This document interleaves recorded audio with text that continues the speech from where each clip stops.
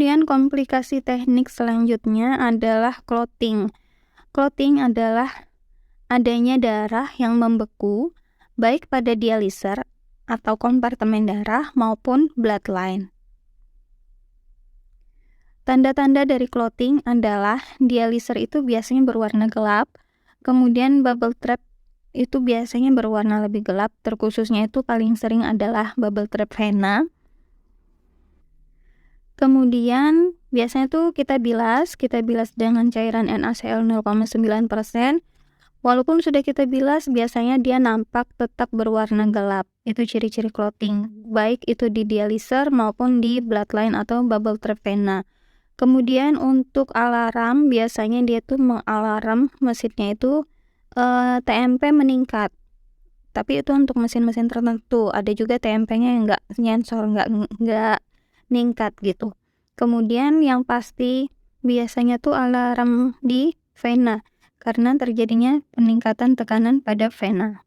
Kemudian penyebab clotting itu biasanya karena priming dialisernya yang tidak adekuat, karena priming itu kan mengalirkan cairan fisiologis dan disertai dengan antikoagulan atau heparin. Biasanya itu tidak adekuat, entah tidak diberikan heparin atau pada saat priming itu masih banyak udara-udara di dalam kompartemen darah pada dialiser. Kemudian faktor pasiennya sendiri, misal apakah pasien itu memiliki gangguan pembekuan darah. Saya pernah mendapati pasien itu dengan nilai trombosit yang sangat amat tinggi, bisa sampai 500 sampai 1000.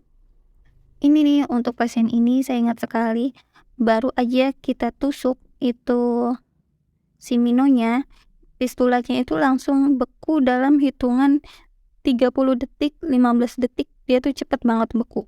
Jadi ternyata setelah ditelusur dia memang ada gangguan pembekuan darah.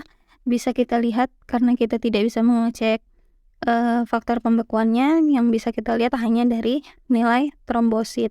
Jadi saat itu saya lihat trombositnya itu ada di sekitar angka 500 ribuan. Jadi cepet banget dia bekunya. Kemudian bisa karena faktor heparinisasi. Selain heparinisasi pada saat priming, biasanya heparinisasi kan juga ada untuk intermittent atau continue. Nah, saat pemberian heparinisasinya ini apakah sudah tepat pada kebutuhan si pasien atau tidak. Kemudian HB yang tinggi. HB yang tinggi ini juga beresiko untuk terjadinya clotting karena dengan HB yang tinggi otomatis nilai hematokrit atau HCT-nya juga tinggi, yang dimana ini akan meningkatkan kekentalan si darahnya. Jadi semakin kental itu semakin gampang beku. Kemudian faktor selanjutnya adalah akses vaskulernya.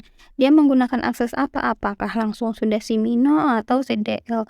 Biasanya sering-sering macet tuh pada CDL. Karena CDL-nya macet, terus stop-stop, biasanya itu gampang banget clotting atau gampang banget beku. Kemudian jenis clotting itu dibagi menjadi 2. Ada yang parsial, ada yang total. Untuk yang parsial, biasanya clottingnya terjadi hanya pada sebagian sirkuit ekstrakorporeal dan jumlahnya cenderung sedikit. Pada kasus ini, biasanya nggak perlu pergantian sirkuit ekstrakorporeal selama proses HD. Cukup dengan observasi lebih ketat lagi aja. Atau bisa kita evaluasi penggunaan heparinnya saat intra HD-nya. Karena kita sudah lihat nih, ada sebagian nih bloodline atau dialisernya yang mulai clotting, bisa kita evaluasi pemberian heparin atau kita bilas dengan NaCl lebih sering. Kemudian untuk yang total, yang namanya total ya, berarti keseluruhan. Jadi clottingnya itu terjadi pada seluruh sirkuit, baik ekstrakorporeal maupun dialisernya. Nah, karena dia sudah beku total, jadi diperlukan penggantian sirkuit ekstrakorporeal agar proses HD-nya itu bisa dapat dilanjutkan. Kemudian, untuk penata laksana clotting, bila tidak ada bukti clotting, kita lihat sumber lain dari peningkatan tekanan vena. Biasanya kan pada clotting itu yang duluan alarm tuh venanya, tekanan vena meningkat, vena alarm gitu kan. Jadi biasanya tuh kita telusur tuh bloodline venanya, apakah di sini tiba-tiba ada yang terlipat, atau tertekuk, atau tertindih, biasanya tuh dia berbunyi. Berbunyinya ya alarm vena tinggi gitu kan. Kemudian kalau terjadi partial clotting, HD-nya bisa tetap dilanjutkan seperti saya bilang tadi dengan observasi yang lebih ketat.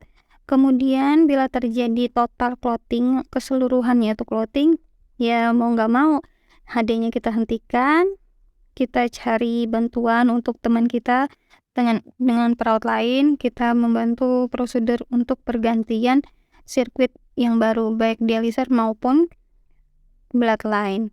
Kemudian, jika seseorang itu sudah terjadi clotting, apa saja risiko yang bisa dihadapi si pasien? Tentunya risiko yang dihadapinya adalah kehilangan darah. Kemudian, karena dia kehilangan darah, tentu kadar Hb-nya itu akan menurun. Biasanya karena efek-efek Hb turun, ujung-ujungnya dia bisa hipotensi atau tensinya ngedrop. Kemudian gangguan oksigenasi, misalnya dia menjadi sesak karena Hb-nya yang rendah. Kemudian bisa juga pusing, mual, kram, nyeri dada. Itu semua karena diakibatkan oleh hilangnya darah yang ujung-ujungnya akan menurunkan Hb si pasien. Komplikasi teknik selanjutnya adalah membran reaction atau biasanya pirogen. Pirogen adalah suatu produk mikroorganisme terutama dari bakteri gram negatif dan biasanya itu dapat berupa endotoksin. Sumber-sumber dari pirogen itu bisa dari dialisernya, kemudian biasanya itu dialisernya rius, kemudian cairan konsentratnya itu biasanya tidak tertutup, misalnya terutama pada cairan bikarbonat cair. Bikarbonat cair itu kan dia dalam bentuk jerigen. Jadi jerigen kan kalau ada sisa biasanya kita tutup. Nah, jika itu tidak tertutup, bakteri masuk, bakterinya itu tahan karena dia itu kandungannya bikarbonat.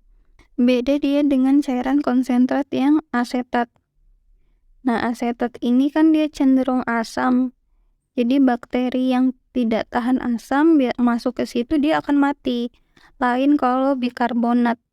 Jadi kemungkinan biasanya kalau bikarbonatnya tidak tertutup rapat, cairannya itu bisa masuk kuman-kuman. Kemudian air RO, biasanya kan yang namanya aliran air RO maupun saringannya itu sudah disaring dengan baik, tentu kan ada pipa-pipa yang dilewati setelah saringan. Nah, itu biasanya berpotensi untuk masuknya bakteri-bakteri atau kuman-kuman. Kemudian bloodline, saat memasang bloodline apakah kita sudah menggunakan prosedur yang benar untuk menjaga kesterilannya atau tidak. Kemudian pemakaian siring heparin. Heparin ini sudah sangat jarang ya. Biasanya yaitu tadi tidak menjaga kesterilan saat mempersiapkan heparin. Kemudian bisa juga karena vascular access atau vascular access yang terutama nih CDL. CDL itu kan dibawa ke rumah ya. Dibawa ke rumah, kemudian pasiennya mandi, pasiennya berkeringatan, kita nggak tahu. Jadi kemungkinan bisa terjadi infeksi. Nah, infeksi ini tidak hanya di visual yang bisa kita lihat, di dalam selangnya pun bisa terjadi infeksi yang mana kita tidak bisa melihat. Nah, itulah bisa juga menjadi sumber-sumber dari pirogen. Kemudian tanda dan gejala pirogen biasanya pasien merasa kedinginan setelah memulai HD. Nah, ciri khasnya itu pasien menggigil banget sampai gemetar. Kemudian biasanya itu belum disertai demam. Nah, demam atau suhu tubuh meningkat itu setelah 5-10 menit HD dia menggigil. Jadi dia HD, kemudian dia menggigil. Nah, 5-10 menit baru dia demam. Jika diakibatkan masuknya pirogen endotoksin, tanda dan gejala biasanya terjadi pada jam pertama dialisis. Itu ciri khasnya. Jadi awal HD aman, 1 jam kemudian tuh biasanya sudah mulai tuh kelihatan menggigil, gemeter. Nah, itu kita curigai adanya reaksi dari pirogen terutama endotoksin.